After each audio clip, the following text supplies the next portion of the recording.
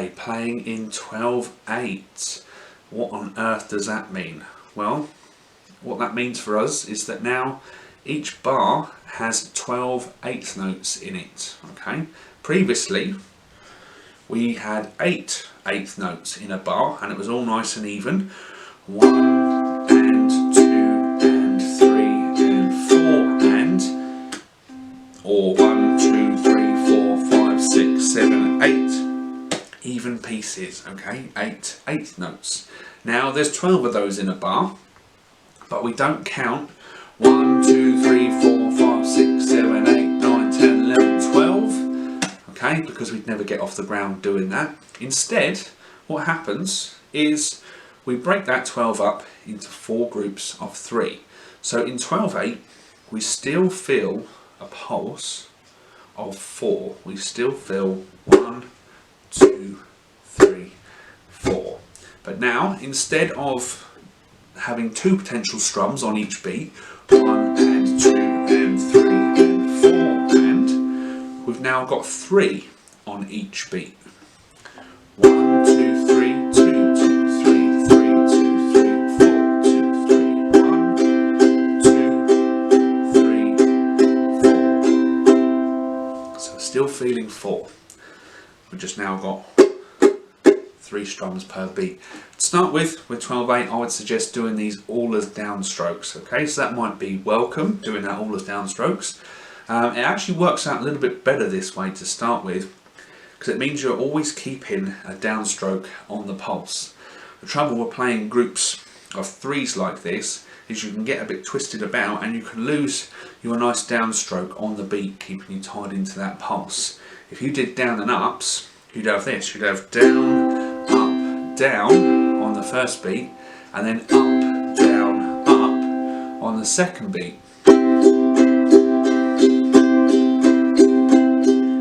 And in a lot of pop and rock music, we actually like to feel beats 2 and 4 quite heavily. In a band, that's where the drummer would usually be placed in their snare drum. So having an upstroke on beat 2 and 4 feels a bit weaker and not as strong. It's easy to get lost and tangled in all of that. So we're just going to play straight downs. 1, 2, 3, 2, 2, 3, 3, 2, 3, 4, 2, 3.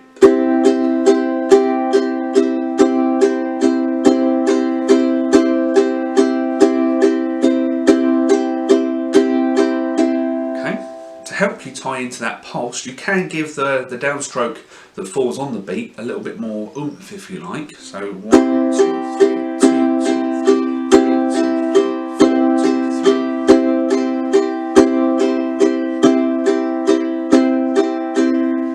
Even to the point of maybe not even hitting all of the strings on the 2 and 3. Okay, so 1, 2, 3.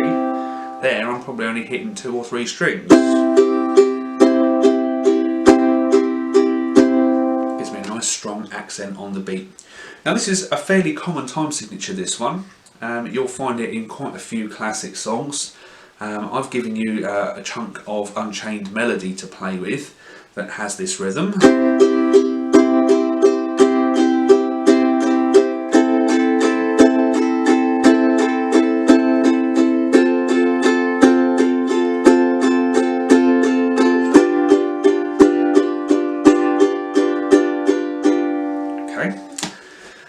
And I think it's a really good one. It doesn't take too much from the right hand. You might find this a bit easier to do than the ones with the ties.